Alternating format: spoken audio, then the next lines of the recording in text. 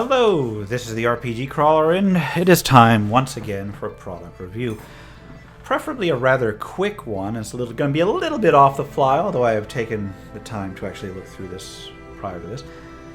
Once again, I am covering a adventure from Maximum Mayhem Dungeons. This time is for one that is currently, as of this recording, in Kickstarter phase, although it does seem that they will be getting the funding, it looks like.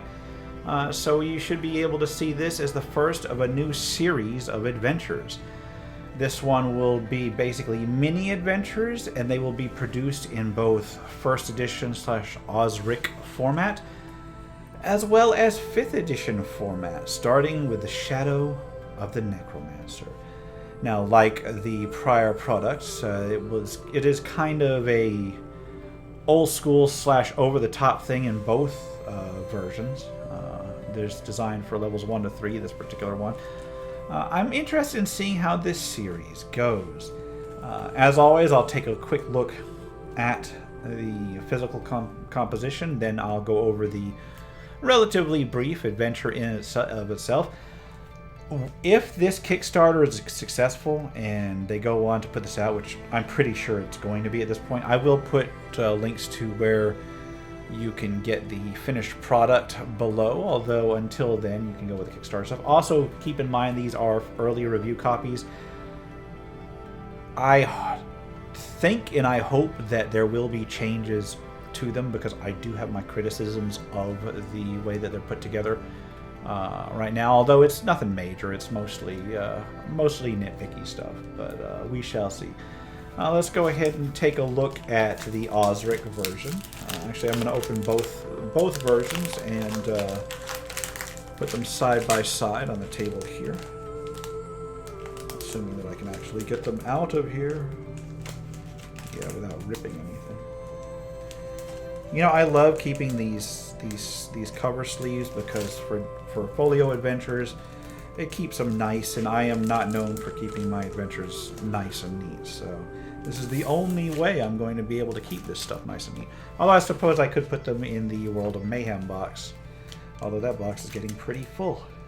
It's getting really full. So we got the OSRIC version. It's got the old school AD&D inspired cover on the front, as well as the back, reminiscent of that kind of era. I do like the fact that the art style on it does harken back to early TSR era, although it is of course in full color. I like the way that it's made, and I do like the way that it differs from the 5th edition version, which is a more modern style and what you'd expect to see in a proper adventure box. The differences don't stop there. Each one does have kind of a folio with maps on the cover, and then just a staple bound. I think it's staple bound. Pretty sure it's staple bound. Yeah, staple bound, 2-color black and white interior with an old school layout. You got your very simple formatting, inline black and white illustrations, box text where necessary, stats for monsters and stats for magic or the names of magic items are in bold to make them easy to reference. That is how it is in the 1st edition version. The 5th edition version is technically very similar in terms of the actual adventure itself, although you can see that the fold-out map, since 5th edition really prefers color style art, you've got proper full-color battle map style maps on the 5th edition one, whereas you have old school blueprint on the 1st edition one. So in terms of that, that's pretty much the only difference between these two modules in the actual layout. They both have almost identical contents as far as the actual contents. I will go over those real quick and then go over the differences between the two. So in terms of contents, you've got your intro material here with your credits. You've got your author's note, you've got your GM's background that just gives you the basic overall background for the module. You've got 4 quick scenarios that can help you get your players involved. Then you have the background detailed information, and it actually takes the form of a short story set in a couple different versions, or not versions, a couple different sections, covering a necromancer that was destroyed long ago. You've got a more recent wizard that has been striving to maintain that necromancer's power. You've got a list of his exploration into the ruins in question, as well as information on what's been going on since he arrived. Then you've got a quick Wandering Monsters key.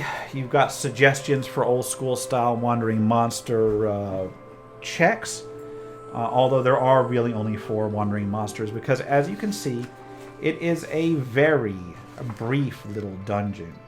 You have, let's see, you've got 9, you've got about 16 or 17 different encounter areas total over the entire adventure. It's not a long adventure at all. Each one is keyed. You've got your basic key. You've got your DM's notes, any encounters in that area, and it's actually relatively linear. Even though you've got 3 maps, the overall adventure flow just has you going into a place, and there's only a few optional rooms. Like, to get to the floor below, you pretty much have to hit room 1 and 2, or 2 and 1 in that case. Actually, I think that's the upper level, isn't it? Yeah, okay. So you do have to come in here. This is, I believe, the ground floor. And you do have to hit 1, 2, 3, and 4. And only then do you really split.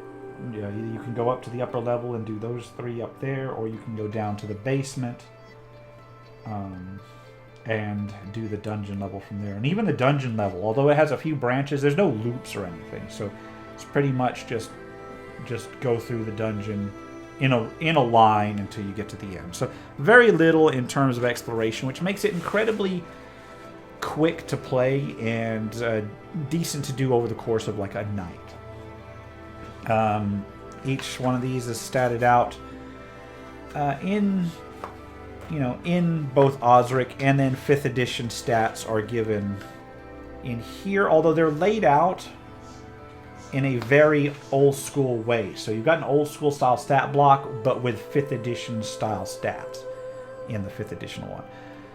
I'm not going to go into every one. You've got, as it is a very low level adventure, you've mostly got very low level encounters. You've got basic skeletons. You do have at least 2 creatures that can join you, that you can rescue. A female fighter and then a actual animated skeleton that will fight for you. So that's interesting enough. And then you eventually face the younger necromancer, and then it gives the option of facing the older one in zombie form. It's not a complex adventure. Nothing. As I was telling some of the people that I talked to, any adventure in which you are immediately met with villains called Malicious Dreadmore and Damien Nightfall is going to be pretty straightforward. It's not going to be high on the puzzle, or not necessarily the puzzle solving, but high on the nuance kind of scale. In terms of the overall encounters, I thought they were relatively well balanced. There are minor differences between the 2 versions in terms of the encounter strength, in order to accommodate the fact that there are differences between the survivability and capabilities and expectations even of 1st edition and 5th edition parties. I will say that those differences are not major. You have to really look for them.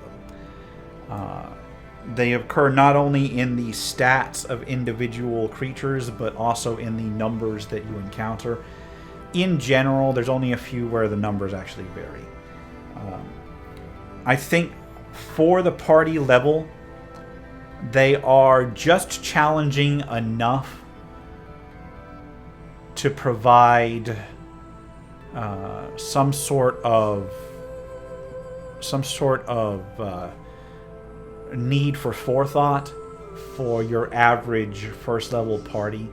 An experienced group is going to find these challenges on the low side, but I'm not talking about character experience. I'm talking about somebody who's played the game a lot. They're probably going to blow through these encounters relatively quickly, even the final one.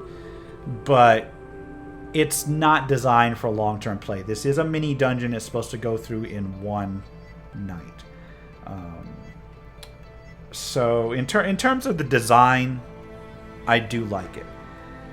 In terms of the actual story,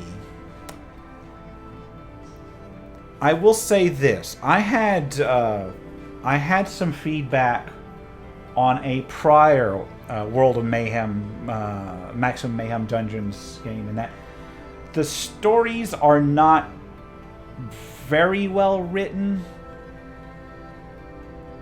And I'm not saying that from a plot point of view, because I like the plot. I actually like the plot. It's cheesy, it's a little over the top, but hey, I like that. It gives you kind of almost like a B-movie horror theme. And that's echoed by the 5th edition art. It's got that very kind of, Saturday night kind of B-movie horror kind of theme. But I will say that the story itself probably would benefit from an editing pass. And I say that because there's just some basic structural, sentence structural and writing structural issues in it that would flow better if it were edited, if it had a little bit of an editing pass. There's some phrases that are repeated a few times. This is nitpicky stuff, but this is the kind of stuff where if you want to do a quick editing pass before you put it to actual print, that'd probably be your best bet. It would flow better, and that's important for this particular story because it is actually something that the party can encounter while they are in the dungeon. In other words, there are areas where, even though this is background information that the party doesn't necessarily have to begin with, they can encounter it in this brief dungeon, and I like that. I like the fact that they can find out more lore, so to speak, just by exploration. But it would flow better if it were given a once-over, The second thing is, the second issue is this, is that this is I want to say it's a 14-page adventure, because even though it's got a few more, even though it's technically 16 pages, it's, you've got your licenses and your blank pages and your cover pages. So this is under 14 pages, and you have this much. I don't even want to say the background, but you've got you got 3, 4, 5, 6. So you got 4 pages of a 14-page adventure, like 13, 14-page adventure that are just background information in a story. So you want that story to be as concise and clean as possible, because it would just present better. Aside from that, I don't have any overall issues with the structure. There are some conversion issues. I noticed that the 5th edition treasure is identical pretty much, with the exception of one treasure that I don't think appears in the 5th edition one that does appear in the 1st edition one. But the numbers of gold coins and the value of things is identical. And I want to give a piece of advice, because Maximum Mayhem Dungeons has done mostly 1st edition stuff. Their 1st edition design, the treasure, the challenge, everything about that is on point. But when you convert an adventure to 5th edition, you can't just change like the names of monsters. You can't just change, you can't just change certain magic items. They avoided having an imbalance of monsters here because they did adapt the monsters for the individual encounters. Perfect. 100% well done on that. But the treasure, they just put the exact same treasure in. So let me take a look. Altar Room. You've got, well, actually, let's take a look at another one. Very first edition-y style treasures. You got one treasure here. I'm looking for one with gold. One treasure here that's like 500 gold and a gem worth 250 gold, and then a bunch of gems, 9, 10, 60, 100.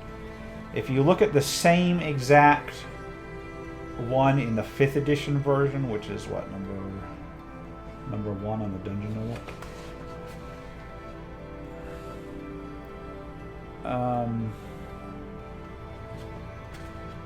Oh, they did change it. Okay. Well, that might be a bad example. So they did change that one. So you get just the magic items, but not the gems. But then you look over here and you've got 6,000 gold, 50 gems, or 50 gold gems, 70 gold gems, etc., etc. So this treasure is identical. There's a couple treasures in here where they didn't give the money value of it, but then they left the others identical. And I don't know. I haven't done the math, but it doesn't seem like that's enough to adjust it to the much, much lower gold standard for 5th edition. I would have to do the math, but it just does not seem that it adds up like that. But there are a couple treasures in here, apparently, where the monetary value is taken out for the 5th edition thing. That's a step in the right direction. So maybe I need to soften my criticism there.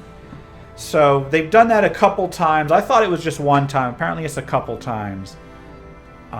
It may be enough. I don't know. I'd have to do the math. It just seems that like the treasures that are still in there are just a little generous for 5th edition.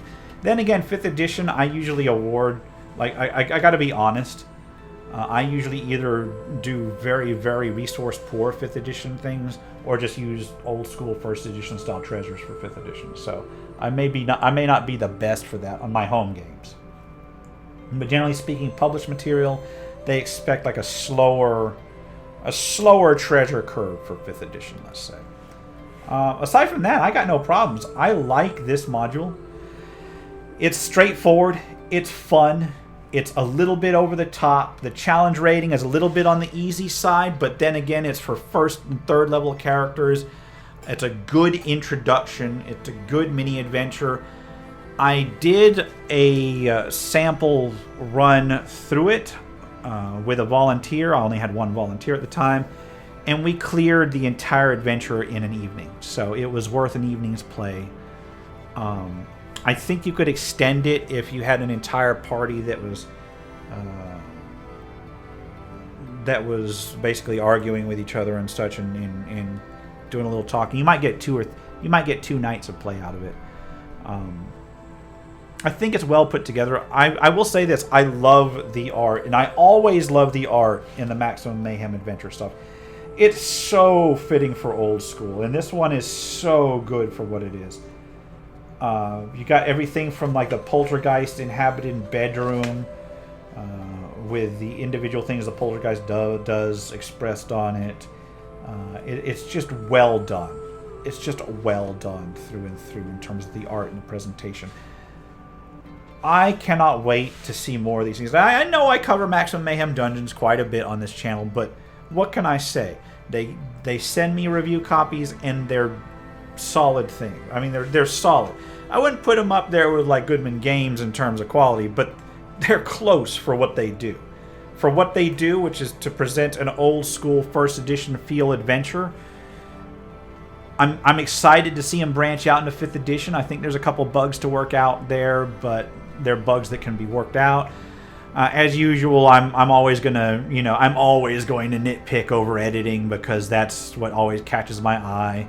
But I've nitpicked over editing even on, the big 3 publishers and such. So I'm looking forward to see what they do for 5th edition. I'm wishing them good luck on their Kickstarter. I will put a link to the Kickstarter below for those who are interested. And we will see what happens when they come out for print. For now, this has been the RPG Crawler with Maximum Mayhem Dungeons, Shadow the Necromancer. If you like what you see, remember to leave a like, comment on your feedback, and subscribe for more RPG content. Until next time, take care and goodbye. And if you are still watching, I would like to take the opportunity to thank my supporters, the top tiers of which are listed on the screen, without whose support I would not have been able to offer the variety of content that I have on this channel throughout the years. If you're feeling particularly generous and would like to join them, you can support the channel. There are a variety of options to do so. I have a Patreon, a Subscribestar, as well as channel memberships enabled. If you are not in a position to contribute, simply leaving a like, a comment, or sharing my videos are all wonderful ways to help the channel grow without spending a dime, and are all greatly appreciated.